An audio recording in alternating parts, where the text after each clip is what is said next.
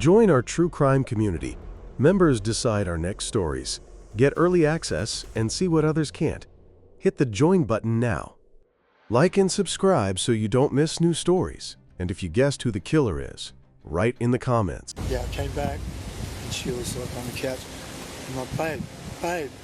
And I was shaking and her head was going. I'm like, wait. And I gave her a couple of slaps. And then I'm like, oh, f. Here are Rohen Hanson and Andrew McGann. Two separate crimes, two murderers, and two woodlands that will be forever changed. Deep within the Ozarks sits Devil's Den, a breathtaking state park bearing a name that now seems disturbingly fitting. It was here that a family's quiet camping trip ended in tragedy at the hands of Andrew McGann, a man harboring dark fantasies that no one suspected. Meanwhile, on the other side of the globe in Australia's vast wilderness, a peaceful romantic retreat turned into a nightmare. Rohen Hanson unleashed his fury on the woman he claimed to love, all occurring deep within the Bulga forest inside a secluded cabin known as the Witch's Hut, another name that has proven to be chillingly appropriate. It is difficult to fathom that either of these stories is true, yet the woods can indeed be a terrifying environment, particularly when no one is around to hear you scream. Welcome to Devil's Den. Hidden away in the Ozark Mountains of northwest Arkansas lies a stunning location known as Devil's Den State Park. Encompassing over 500 acres of rugged landscape, its trails wind through dense timber, twisting caverns, and ancient limestone crevices that have endured for centuries. This is a place where wildlife thrives. Sunlight pierces gently through the canopy, and the breeze carries the fresh, wild aroma of summer. However, in the winter, temperatures can readily plummet below freezing, turning this landscape into an icy woodland. The area is already remote, but winter makes it even more isolating. People tend to stay inside for warmth instead. With the longer nights, colder days, and a general sense of sluggishness, health often declines during the winter months, both physically and mentally, which makes sense. Personally, I seem to catch something every winter, whether it be a cold, exhaustion, or just a general feeling that my batteries are running low. Of course, names can be misleading, but sometimes they are dead on. Despite its peace and tranquility, Devil's Den unfortunately lived up to its reputation recently. On a warm afternoon in July 2025, this paradise became the setting for something truly horrific. At approximately 2:40 p.m., hikers on one of the trails were alarmed by the sound of screaming. They reported hearing frantic, desperate cries resonating through the trees. Consequently, moments later, they contacted the Arkansas State Police and requested immediate assistance.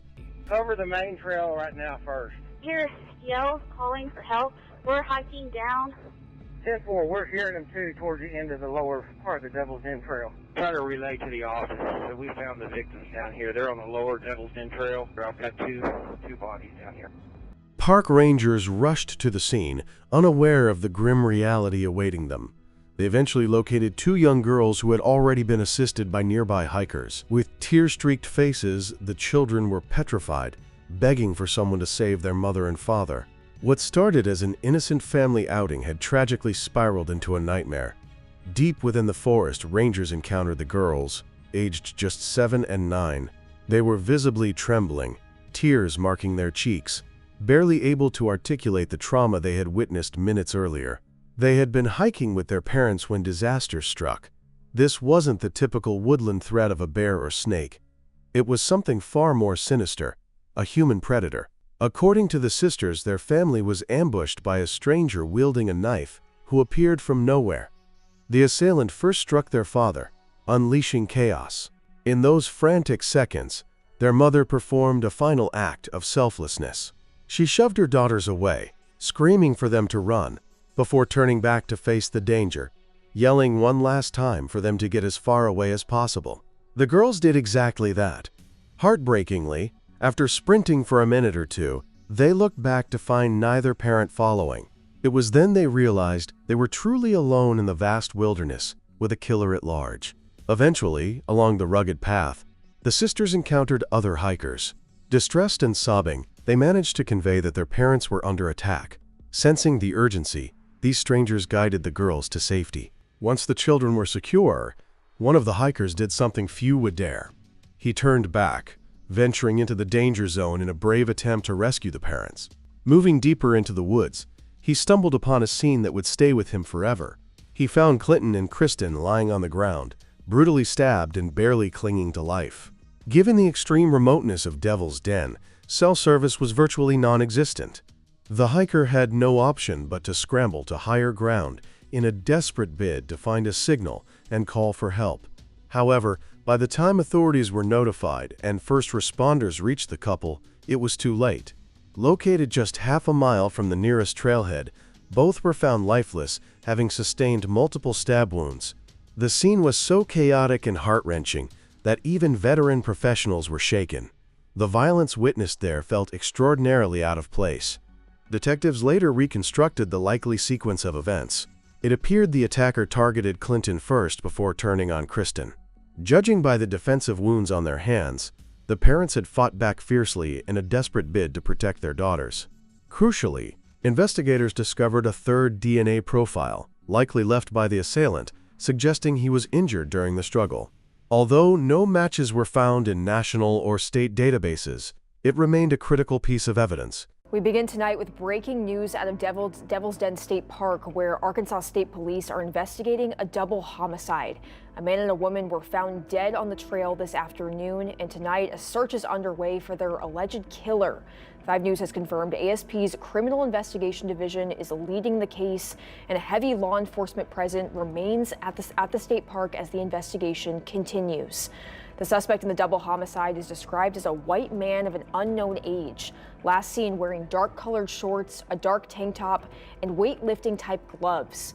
Witnesses say he was driving toward a park exit at Devil's Den in a black 4-door sedan, possibly a Mazda, with a license plate covered up by duct or electrical tape. Tragically, Clinton and Kristen both perished on that trail. Their injuries were simply too catastrophic to survive, and they spent their dying moments defending one another and their daughters. Take a moment to imagine yourself in their position. The terror of knowing your body is failing and death is imminent, yet not knowing if your partner and children are safe. The sheer fear, rage, and heartbreak Clinton and Kristen must have felt in their final moments is unfathomable.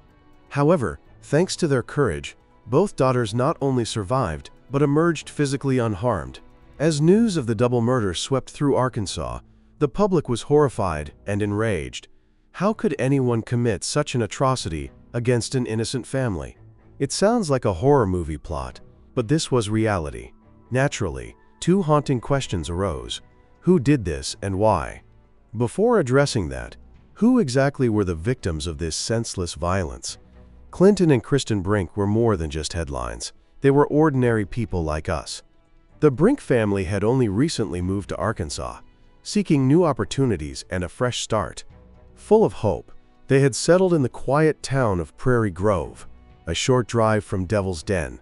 Tragically, they had only been there for barely 2 weeks. It is easy to envision their excitement for the summer ahead, exploring their new environment, enjoying the Ozark Hills, and showing their daughters the beauty of the local trails. For Clinton and Kristen, Arkansas was meant to be the start of a new chapter, not the end of their story. Clinton, 43, was a dedicated husband and father, described by friends as hardworking and kind. He was mere days away from starting a new job as a milk delivery driver the following Monday.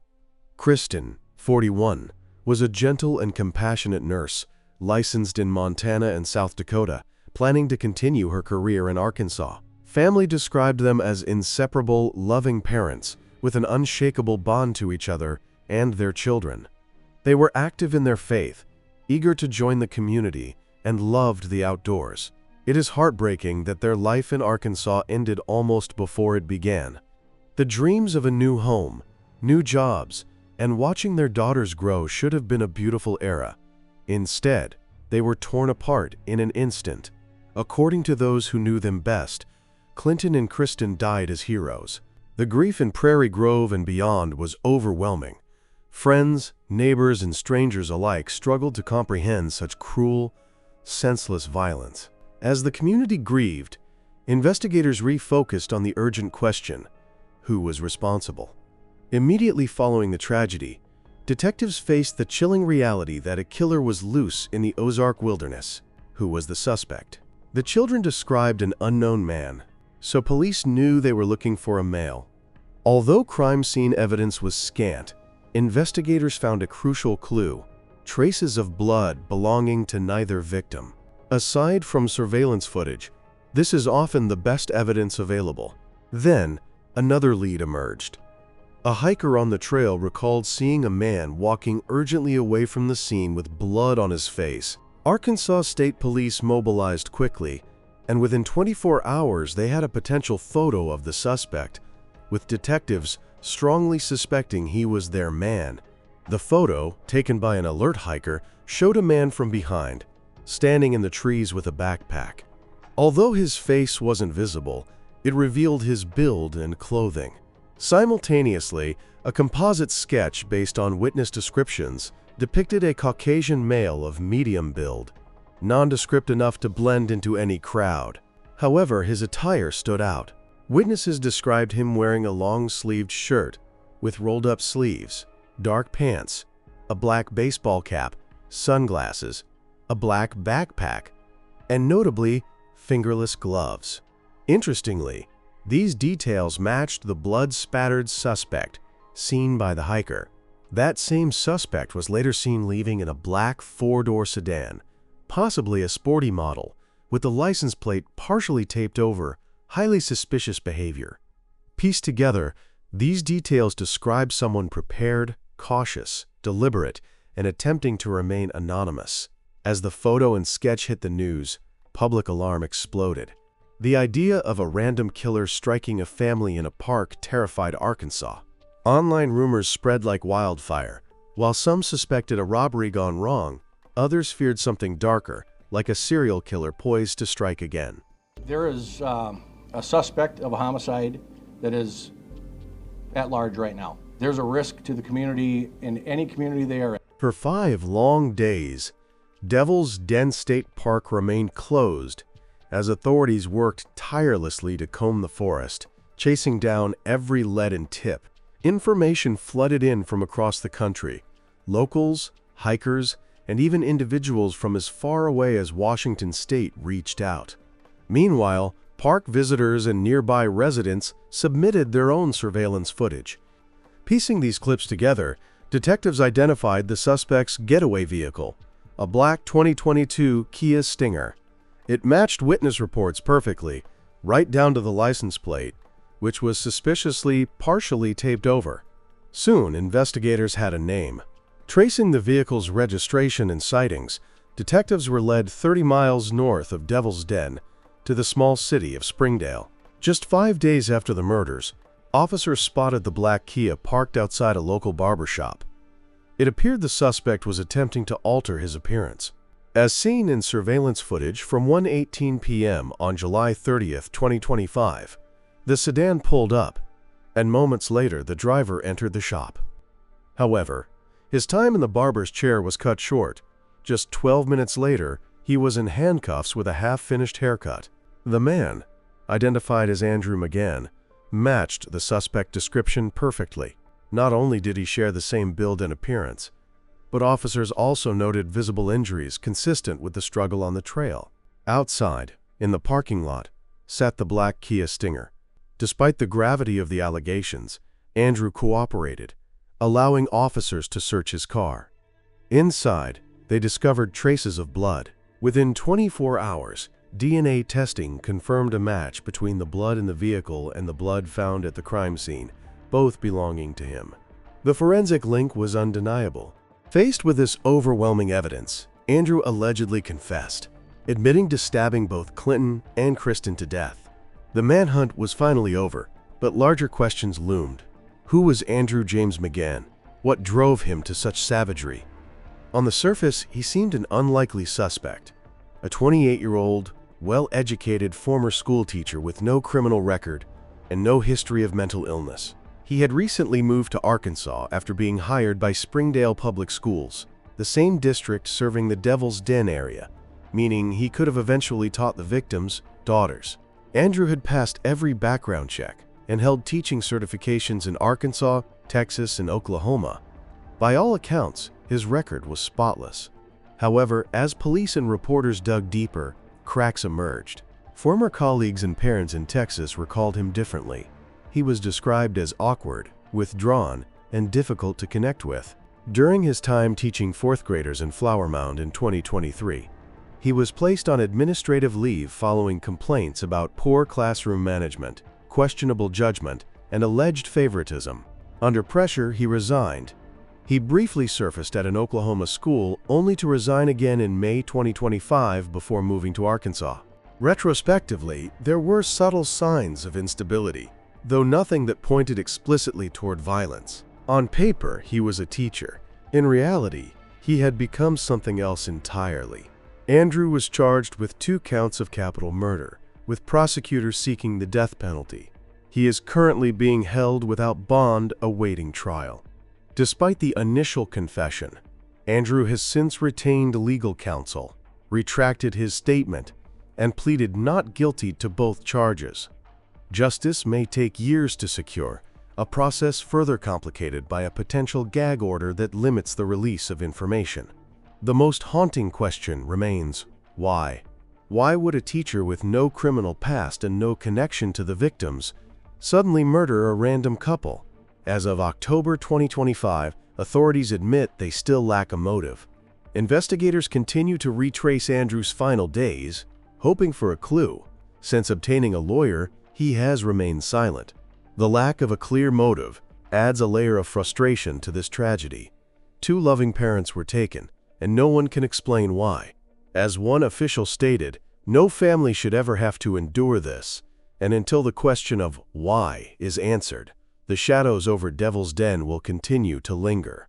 We were able to take a monster off the streets and bring relief to Clinton and Kristen's precious girls.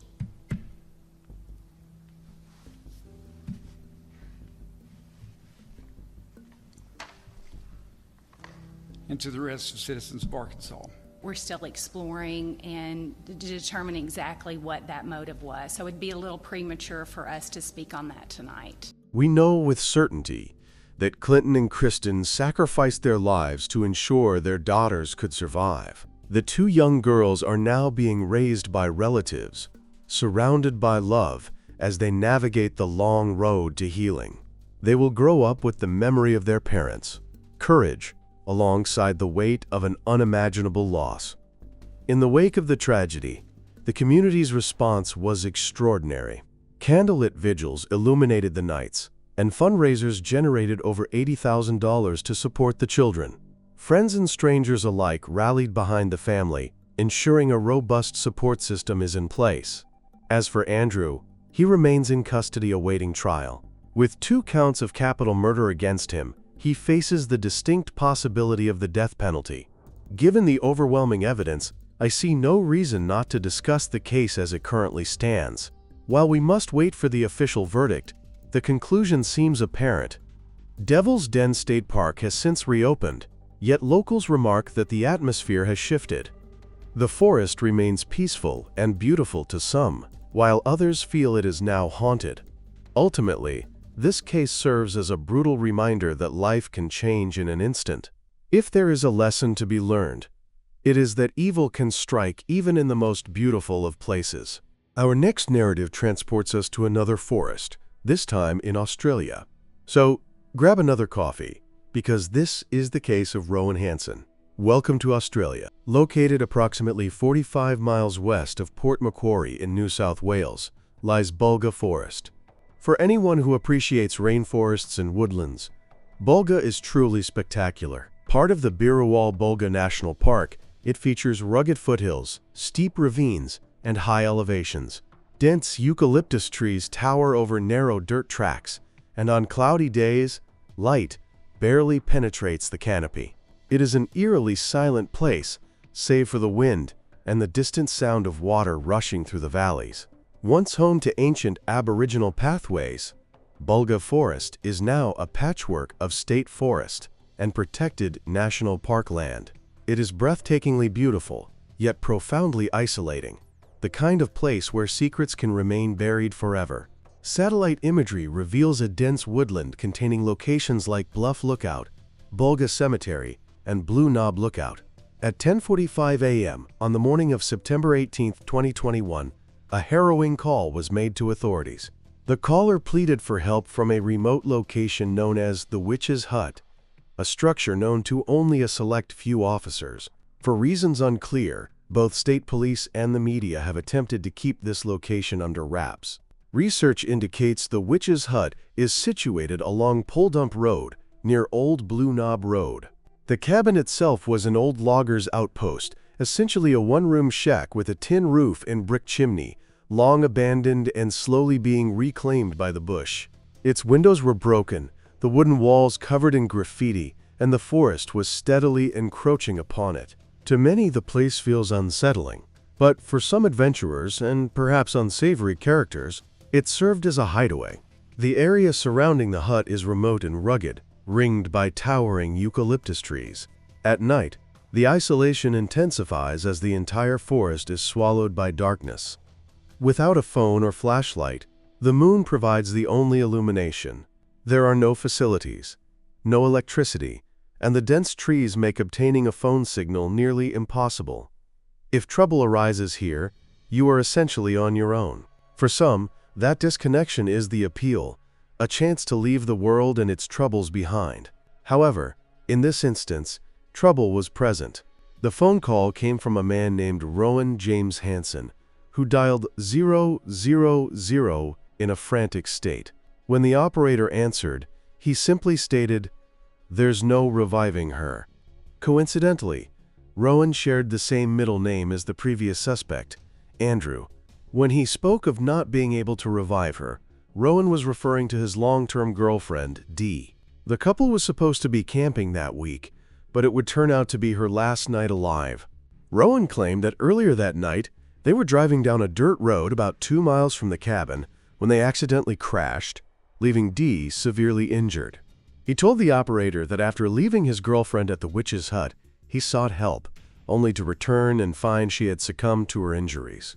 Rohen presented himself as a panicked partner trying to save his girlfriend in a forest with no reception. Believing his account, the operator dispatched police and paramedics. However, due to the extreme remoteness of the location, it took responders nearly 3 hours to arrive. By the time they reached the scene, police realized Rohen's story didn't quite add up. They walked into a haunting tableau. Found just outside the small hut was Dee's body. She was motionless on the ground, and based on her positioning, it appeared she had been either carried or dragged from inside. Rohen sat weakly nearby, repeating the same story he had told the operator. Yeah, I came back and she was like on the couch. I'm like, babe. And I was shaking and her head was going. I'm like, wait. And I gave her a couple of slaps. And then I'm like, oh, f***. He told officers that he had indeed crashed their car on a nearby track, and that her injuries were a result of that accident. He claimed he left her at the hut to seek help, only to return and find she hadn't survived. It was a desperate story, full of emotion, and on the surface, it sounded plausible. However, something didn't sit right with the officers. As police examined the scene, details began to clash with Rohen's account. Dee's injuries were simply too extensive and severe for a low-speed crash. Inside the hut, officers realized signs of violence were everywhere. One internal wall was splintered and punctured, as if someone had been slammed against it repeatedly. They also found overturned furniture, clear evidence of a struggle, and blood on the sofa. Investigators could not ignore these inconsistencies.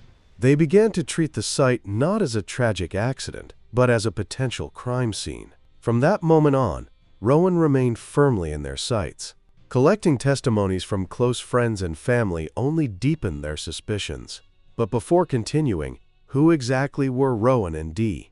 Living in the quiet riverside town of Wingham on the mid-north coast of New South Wales, Rohen Hanson and Dee Anir were known as a couple who loved the simple life. Campfires, long drives, and weekends lost in the bush. They had been together since 2017, and from the outside, they seemed inseparable. Rohen was rugged and outdoorsy, while Dee was warm, spirited, and endlessly kind. Family and friends often saw them on adventures, camping, fishing, and hiking. They had a list of favorite spots, which included the witch's hut. To them, this shabby, abandoned lodge was a secret hideaway where they could drink wine and gaze at the stars in peace. However, as we know, this romance would end in tragedy, because beneath the surface lay an uncontrolled darkness. Friends recalled the couple arguing regularly, fights often fueled by shouting and heavy drinking. It was a volatility that made others uneasy, though Dee often tried to brush it off. Her family described her as a fun sister with a big heart, the kind of person who gave second chances and believed people could change. Rohen, however, was different. Those closest to the couple later shared worrying details with detectives. Many confirmed that explosive arguments and drunken fights could often be heard from outside their home. One neighbor reported hearing yelling and breaking furniture, while a friend claimed to have seen Rohen stomping on Dee's head. Dee's own mother, Caroline, once walked in to find him punching her daughter, and on another occasion, he was seen headbutting her in front of her family. Clearly, these were not isolated bursts of anger. They were loud, unmistakable, and routine. Yet, for whatever reason, be it love, fear, or a desperate hope for improvement, Dee stayed. By September 2021, Rohen and Dee planned a return to the witch's hut as part of a multi-day camping trip. They loaded their truck with food, firewood, supplies, and beer. On the evening before her death, surveillance footage at a nearby service station captured Dee walking through the store, picking up a crate of beer, paying, and handing it to Rohen before returning to the vehicle. Nothing stood out. They appeared perhaps a little distant, but otherwise normal. They drove west into the deep New South Wales wilderness, arriving at the witch's hut around 2.5 hours later. Their plan was simple: set up camp, play music, and drink beer under the stars, far from any disturbance. What happened over the next 12 hours remains largely a mystery, but by morning, Dee was dead. In the hours following the discovery, Rohen clung to his story. He lost control of the wheel, the car crashed, Dee was injured, and she passed away after he brought her back to the hut. To support his claim, he directed officers to his crashed vehicle a few miles away. Investigators found the truck had a few dents and a broken light, enough to suggest a minor crash, or perhaps a staged one. Detectives realized the narrative didn't add up.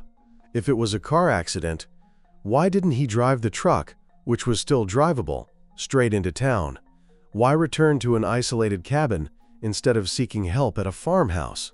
Most troubling were Dee's injuries, which were far too severe for the collision Rohen described. Police began to suspect there had been no accident at all. Within 3 days, the facade crumbled. On September 21, 2021, police formally arrested Rohen on suspicion of murder. Confronted with mounting evidence, he caved, admitting his initial story was false. He pivoted to a new narrative. An argument had erupted, and Dee's injuries were the result of self-defense. He claimed she attacked him with a beer bottle, and he instinctively tackled her into a wall, where she allegedly hit her head and died. Detectives weren't buying it. Rohen's story had shifted too quickly, from finding her dead to a car crash to a fight he didn't start. Furthermore, this new confession didn't match the forensic evidence. The autopsy revealed Dee died from blunt force trauma to the head, placing her time of death around midnight, roughly 11 hours before Rohen called emergency services. The medical evidence left no doubt. Dee had suffered a brutal, prolonged assault. Her skull, ribs, jaw, and nose were fractured. Her lungs were torn from heavy blows, and bruises consistent with strangulation marked her neck. In total, the coroner documented over 100 separate injuries. This was no simple scuffle. It was an act of extraordinary brutality. The scene inside the hut corroborated this. Bloodstains, broken furniture, and holes smashed through the plasterboard told a violent story. Meanwhile, the car crash showed no skid marks, no debris, and no blood inside the vehicle. The evidence was overwhelming. Dee had been beaten to death. Justice would take time. Rohen faced 2 trials. The first, in April 2024, ended in a hung jury. However, in July 2025, a new jury faced no such confusion. After 8 days of testimony, they returned a verdict. On July 16, 2025, Rohen James Hanson was found guilty of murder. The judge described the attack as frenzied, cruel, and inexplicable, noting Dee was smaller, weaker, and isolated. Although the judge acknowledged Rohen's traumatic childhood marked by abuse, he stated it could never excuse his actions. Rohen was sentenced to 28 years in prison with a non-parole period of 17 years. He won't be eligible for release until September 2042, by which time he will be in his late 50s. Outside the courtroom, Dee's family tearfully described her as beautiful, caring, and full of life. Some questions remain unanswered. What sparked the violence? Jealousy? Drunken rage? Rohen has never offered a clear explanation. The witch's hut keeps its secrets, but we know that a violent man killed the woman he claimed to love. The dark nickname of the cabin proved chillingly suitable. These are the stories of Andrew James McGann and Rohen James Hanson. It is strange that they share the same middle name. Forests hold both beauty and terror, so stay safe when you venture out. What are your thoughts? What really happened in that cabin? Does Andrew deserve the death penalty? Let me know in the comments. Thank you for being here, stay safe, and stay curious. Goodbye.